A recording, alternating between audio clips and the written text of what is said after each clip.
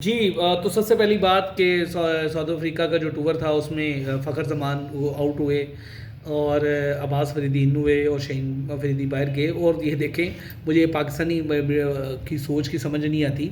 एक ही आपका प्लेयर है जो फास्ट बॉलिंग की विकटों पे काम करता है और साजिद खान के साथ आप ज्यादती करते हैं।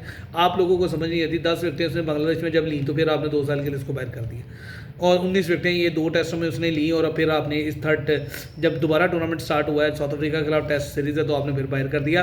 वो यार आप लोग करते क्या हैं उस बंदे के साथ? जुल्म और ज्यादती के साथ साथ आप समझ लें कि आप उसकी क्रिकेटिंग सेंस भी डाउन कर देते हैं। आप अपनी मर्ज़ी से जिस लगड़ बगे को भी साथ भेज दें, फलाना तू भी चल जा, भाई तू भी चल जा, बहावरिया तू भी चल जा, फरीदी तू भी चल जा, जिसको मर्जी, भाई आपने भी उधर होना है, भाई आपने भी उधर होना है। वो एक आपने उस बंदे को नहीं लेके जा रहे जो परफॉर्मर है आपका। फ़खर जमान देख लें, परफॉर्मर है आपका, वो वाहिद खिलाड़ी है जिसने 192 किया, 183 किया, यानी कि 2 दफ़ा नियर टू डबल 100 है। वो खिलाड़ी करने वाला है। उसका स्ट्राइक रेट देखें, उसकी बारियाँ देखें, वो वनडे में बेस्ट प्लेयर है और वो T20 का भी बेस्ट प्लेयर है। आप दोनों में उसको खुडेनल लगा के बैठे हुए हैं। चाहते कि आप सियासत के ऊपर ज़िंदगी गुजारना चाहते हैं या क्रिकेटिंग सेंस पे जो गुजारना चाहते हैं? आप ये समझते हैं कि आप उसके बगैर कुछ कर लेंगे तो मुझे ये आप ना, ये नहीं हो सकता कि टैलेंट नहीं है, टैलेंट तो है, लेकिन एक अच्छा प्लेयर आप ज़ाया कर रहे हैं। और ज़ाया करने का मकसद क्या है आपका? कि वो आपकी बोर्ड मीटिंग में बोल पड़ा है, उसने कहा जी ये हमारे साथ ज्यादती होती है, ये मतलब है और तो कोई मतलब नहीं है ना। तो कितनी देर आप इस तरह की बातों को यूज़ कर लेंगे? मुझे तो ये लग रहा है कि आने वाले दौर में जैसे कोई नई आएगी हुकूमत आएगी और फिर ये तख्ते बदलेंगे तो फिर वही हालात होंगे। फिर आप फ़खर जमान को क्या पूछ रहे होंगे कि भैया आपने क्रिकेट क्यों छोड़ी, और साजिद खान को पूछ रहे होंगे भैया आपने लास्ट 2 टेस्टों में 19 विकेटें ली तो आपको थर्ड टेस्ट में लेके नहीं गई। ये जितने मीडिया वाले हैं मुझे तो ये इनकी समझ नहीं आती। पूरी की पूरी पहले प्लेन गेम बना लेते हैं, वो हमारे टीम वो बंदे के साथ ज्यादती होगी।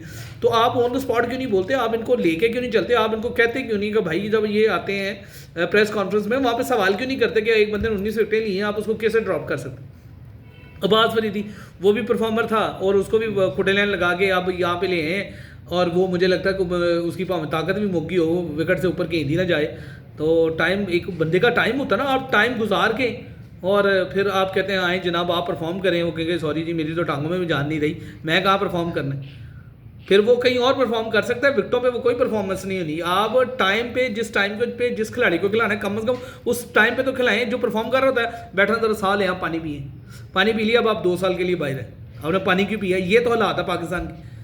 आए आए जी आए बैठे आप चाय पिए, चाय का कप आगे रखे है, वो तू पी के नहीं गया, पूरी नहीं पीती, लिया तू भी 2 साल वास्ते बाहर। ओ भाई आप लोग करते क्या हैं? आप परफॉर्मेंस में अगर खिलाड़ियों को सिलेक्ट कर रहे हैं तो परफॉर्मर को फिर घर क्यों बिठाया हुआ है आपने? मैं शहनशाह फरीदी की चलें, उसकी स्लो बॉलिंग हो गई, उसकी पेस कम हो गई, वो विकटें नहीं ले रहा, उसको रेस्ट दे दें, ठीक है, समझ भी आती है। और मैं तो ये समझ रहा था कि बाबर आजम को खुटे लाइन लगा देंगे, लेकिन ये है कि कोई अल्लाह की तरफ से उसकी कोई इज्जत बच गई है। वरना इन्होंने जैसे 2 टेस्टों में उसको ड्रॉप किया था, अफ्रीका में भी उसको ड्रॉप कर देना कि जनाब आप कर रहे हैं, हम वैसे जीत जाएंगे। वैसे आप बाबर के बगैर आप मैच नहीं जीत सकते।